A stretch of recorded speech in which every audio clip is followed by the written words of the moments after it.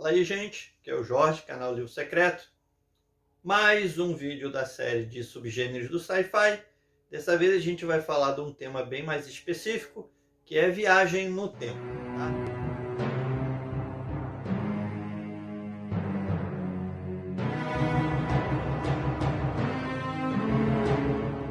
Tá? Existiram histórias de viagem no tempo desde sempre. Você tem exemplos de viagem no tempo no Mahabharata hindu, no Talmud, em contos japoneses bem antigos, tá?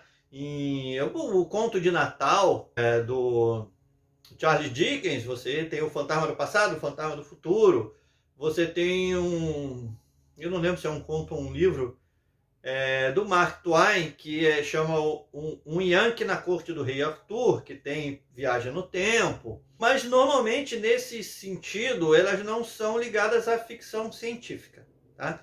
Ou elas são transportadas por algum motivo, que dormiu e acordou, ou foi para um outro reino e o tempo passa diferente de um reino no outro, como vários contos que você entra no reino feérico, quando você volta passou um tempo diferente, ou passou pouco tempo, você ficou muito tempo lá e no mundo real passou pouco tempo, ou ao contrário, você ficou pouco tempo lá, passou muito tempo no mundo real, mas não são, as explicações não são científicas.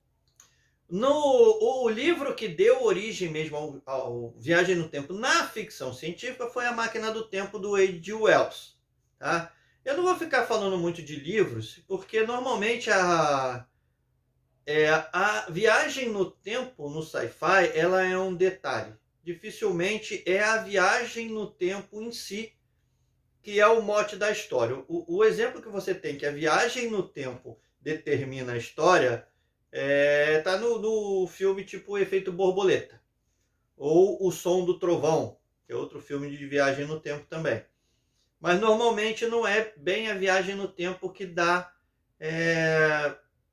o direcionamento da história. A viagem no tempo normalmente é um detalhe para acontecer outra coisa na história. E aí, como é que ela é usada? Que eu acho que é mais importante falar isso. Como é que ela é usada na ficção científica? Ela pode ser usada de várias formas. A viagem para o passado, a viagem para o futuro, tá? Que vão ter interações diferentes com a sociedade, ou deslumbramento do futuro, ou você ter que se adaptar ao passado. Tá? Você tem a questão muito explorada do paradoxo. Você volta ao passado, modifica alguma coisa e quando você retorna para o futuro, a história está completamente modificada. A questão de você ir para o futuro. Lá no futuro você tem um conhecimento que você não deveria e voltar para o seu presente com aquele conhecimento fazer alguma coisa. Tá? E você tem a clássica história dos guardiões do tempo, onde você tem alguém ou uma instituição que precisa policiar a linha temporal para que os paradoxos não aconteçam, tipo a série do Loki.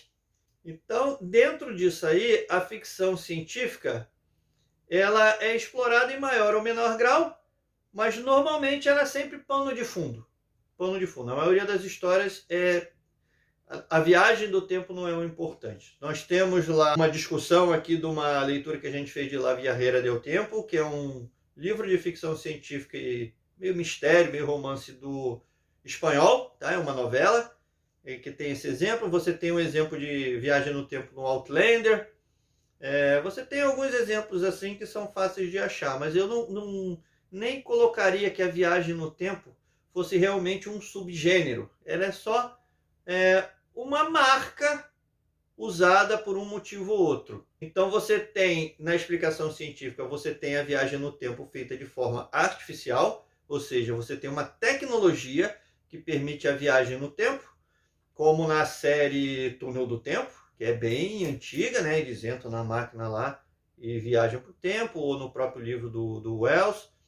Ou você tem um efeito físico, tá? Que vai fazer com que exista essa viagem no tempo. Aí seria uma viagem relativa, tipo você viajou numa velocidade acima da velocidade da luz, ou na velocidade da luz, né? Fisicamente é impossível alguma coisa viajar acima da velocidade da luz, mas na ficção vale tudo, né? E aí quando você volta, você passou um ano lá, passou 100 anos no seu planeta natal, no seu lugar natal lá, seja qual for. E aí você tem esse tipo de viagem no tempo, que não seria bem uma viagem no tempo, seria uma viagem no espaço, mas com influência no tempo por causa da velocidade. Como acontece o caso do La Viajera del Tempo, que você tem algum efeito físico, tá? Natural, que abre um portal qualquer, um wormhole, ou seja lá como queiram chamar, um portal temporal, né, no espaço-tempo, que permite que a pessoa atravesse para um outro tempo, que também é usado como recurso na ficção científica. Só não entra na ficção científica o que eu falei, que é a viagem no tempo, que o cara lá estala o dedo, viaja no tempo. É por algum motivo, um mágico, você viaja no tempo. Porque aí é fantasia, não é sci-fi, tá? Então viagem no tempo não tem muito mesmo o que falar, vai ser esse vídeo bem mais rapidinho, mas é preciso ser falado porque é um gênero até certo ponto marcante. Apesar de que eu já falei que nem consideraria um subgênero, ele estaria encaixado em algum outro gênero do sci-fi, tá? Mas tá lá, né? Vamos falar dele então um pouquinho. Nem vou citar muitos livros porque os exemplos são... É mais fácil exemplos de filmes, de séries sobre viagem no tempo que propriamente livros, né? Que chama mais atenção. Você tem um exemplo de viagem no tempo no último filme dos Vingadores. O Thanos do passado volta para enfrentar os Vingadores e os Vingadores têm que voltar ao passado para recuperar as joias do infinito para desfazer o que o Thanos fez.